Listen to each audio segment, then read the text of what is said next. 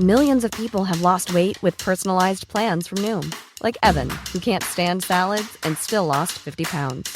Salads generally for most people are the easy button, right? For me, that wasn't an option. I never really was a salad guy. That's just not who I am. But Noom worked for me. Get your personalized plan today at Noom.com. Real Noom user compensated to provide their story. In 4 weeks, the typical Noom user can expect to lose 1 to 2 pounds per week. Individual results may vary. Hiring for your small business? If you're not looking for professionals on LinkedIn, you're looking in the wrong place. That's like looking for your car keys in a fish tank. LinkedIn helps you hire professionals you can't find anywhere else, even those who aren't actively searching for a new job but might be open to the perfect role. In a given month, over 70% of LinkedIn users don't even visit other leading job sites. So start looking in the right place. With LinkedIn, you can hire professionals like a professional. Post your free job on linkedin.com/spoken today. Hey, Dave. Yeah, Randy. Since we founded Bombas, we've always said our socks, underwear, and T-shirts are super soft. Any new ideas? Maybe sublimely soft. Or disgustingly cozy. Wait, what? I got it. Bombas. Absurdly comfortable essentials for yourself and for those facing homelessness. Because one purchased equals one donated. Wow, did we just write an ad? Yes. Bombas. Big comfort for everyone. Go to bombas.com/ACAST and use code ACAST for 20% off your first purchase. Hello, and welcome to Voices from the Battlefield, part of Waterloo Remembered. In this extract, historian Will Fletcher introduces the letters of Lady de Lancey, which are read by Lucinda Finlay. Hello, and welcome to this recording for Waterloo Remembered. I'm William Fletcher, and today I'm joined by Lucinda Finlay, and together we're going to offer some thoughts and readings from Lady Magdalene de Lancey's account of Waterloo. I'm going to offer some commentary, and Lucinda is going to read the extracts from Lady de Lancey's account, which was written sometime between 1815 and 1822, so shortly after the battle, to her brother Basil Hall. Lady de Lancey's account is a fascinating insight into the Waterloo campaign and highlights the very real human experience of war, which can sometimes be forgotten when studying the events of over 200 years ago. Magdalene Hall, as she was then, was born in 1793 into the Scottish aristocracy. She met William de Lancey in November 1814, where he had been posted to Edinburgh, and they were married soon afterwards at Greyfriars Church on the 4th of April 1815, shortly before Sir William departed for Belgium on the outbreak of war. William de Lancey, her husband, had been born in 1778 in New York and was of French Huguenot descent before the family had moved to Yorkshire in England, and he attended Harrow. He then joined the 16th Light Dragoons in 1792, and so all of his military career, pretty much, he had been at war during the French Revolutionary and Napoleonic Wars. Famously, he served with the Duke of Wellington in the Peninsula from April 1809 all the way through until 1814 with the end of the war. And he did not return home once during this period. And he served in the Quartermaster General's Department as George Murray's deputy.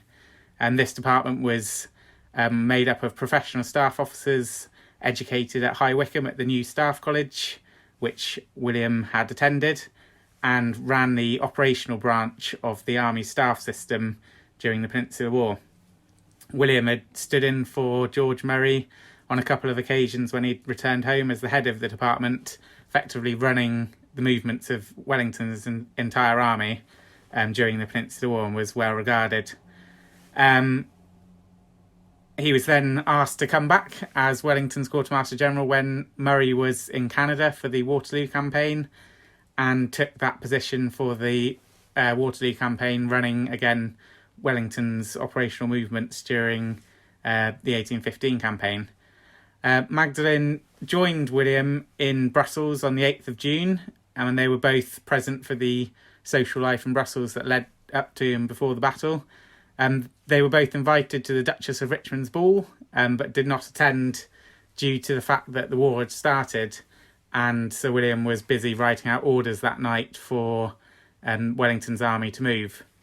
So we're now going to hear the first of 6 extracts from Lady de Lancey's account, starting with the news coming that evening of Napoleon's movements and de Lancey's reactions to those. So Lucinda's now going to read first of these extracts. He went to the office and returned near 12, much fatigued, but he did not attempt to sleep. He went twice to the Duke's. The first time he found him standing looking over a map with a Prussian general, who was in full dress uniform, with orders and crosses. The Duke was in his chemise and slippers, preparing to dress for the Duchess of Richmond's ball. The 2 figures were quite admirable. The ball took place notwithstanding the reveille played through the streets the whole night. Many of the officers danced and then marched in the morning. About 2, Sir William went again to the Duke, and he was sleeping sound. At 3, the troops were all assembled in the park, and Sir William and I leant over the window, seeing them march off, so few to return. It was a clear, refreshing morning, and the scene was very solemn and melancholy. The fifes played alone, and the regiments one after another marched past, and I saw them melt away through the great gate at the end of the square. So after this, Sir William would the next day go forward and be at the Battle of Quatre Bras and involved in all the movements of the 16th of June between and liaising with the Prussians at Ligny. And Wellington and his staff, including de Lancey, would spend the night at Genappe before the army would then retire to Waterloo on the 17th of June, ready for the battle the following day on the 18th. The next reading we're going to hear is during the battle itself. Lady de Lancey, obviously hearing an account of what had happened to Sir William, wrote up the account. But essentially this takes place near Wellington's Elm, the famous tree that he had his headquarters at for most of the battle, where he could see the French positions very clearly. But equally he was very exposed to French fire, both from Le Haye-Saint and artillery fire.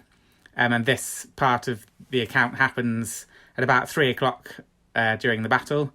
And this is when d'Erlon's corps has famously been defeated and sent back by Picton's division and then the heavy cavalry charge. And there's a slight lull in the battle with Wellington's staff observing the French whilst near the elm tree. On Sunday the 18th of June, there was to be a great battle. It began about 11. Near 3, when Sir William was riding beside the Duke, a cannonball struck him on the back, at the right shoulder, and knocked him off his horse to several yards' distance. The Duke at first imagined he was killed, for he said afterwards he had never in all the fighting he had ever been in seen a man rise again after such a wound. Seeing he was alive, for he bounded up again and then sank down, he ran to him, and stooping down, took him by the hand. Sir William begged the Duke, as the last favour he could have it in his power to do him, to exert his authority to take away the crowd that gathered round him, and to let him have his last moments in peace to himself.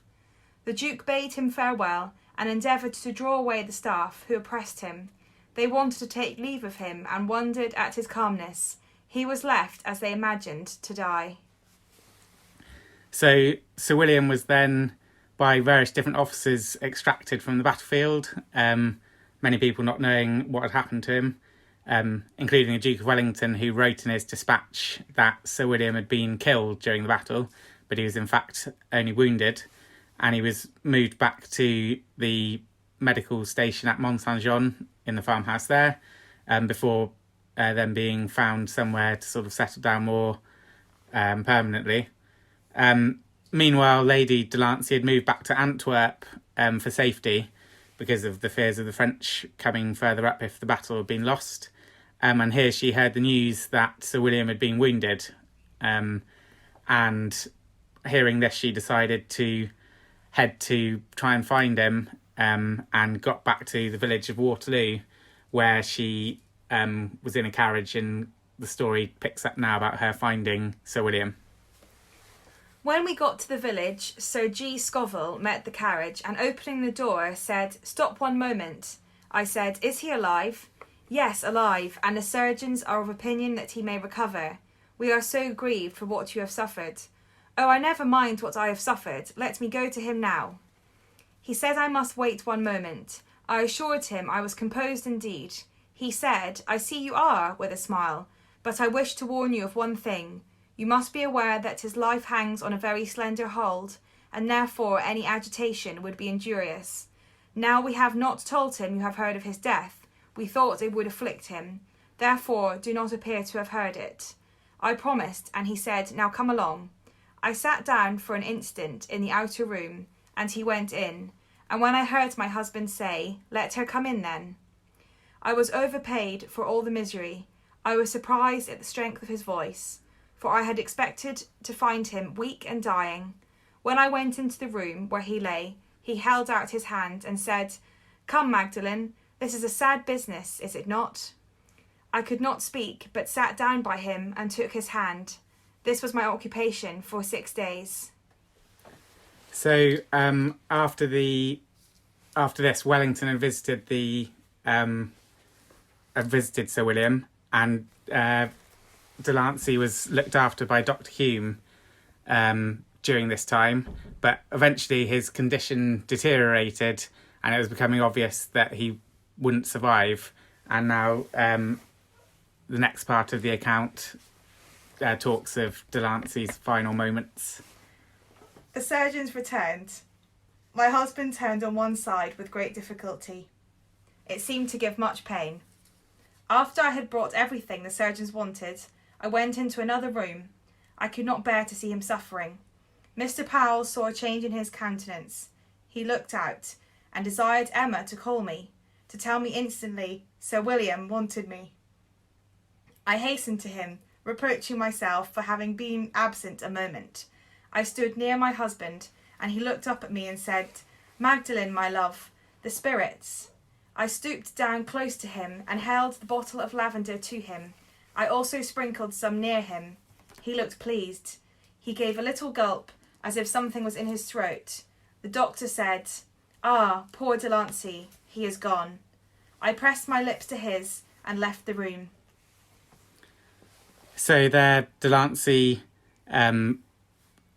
his final moments where he died with Dr. Hume, one of the best medical officers in the army, looking after him, and Lady Delancey made arrangements for his funeral, which we'll now hear about. Delancey being buried nearby.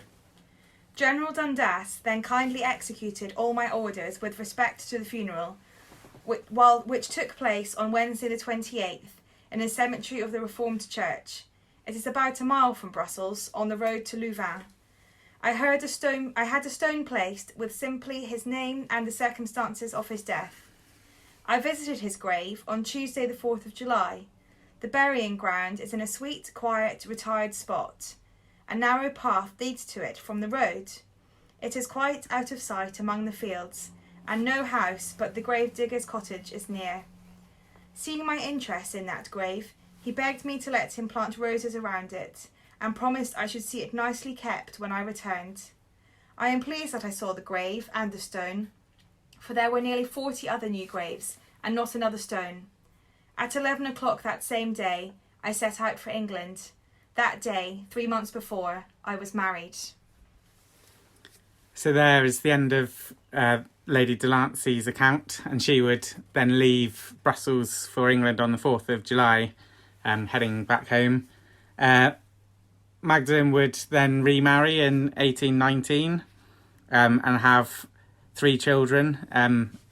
She would go on with her new husband on a grand tour of Europe, and her first child was born in Rome before they returned to Edinburgh, and both those children born in 1820, and the third child was born in 1822, but unfortunately Magdalene died shortly after giving birth to the third child, so died in 1822.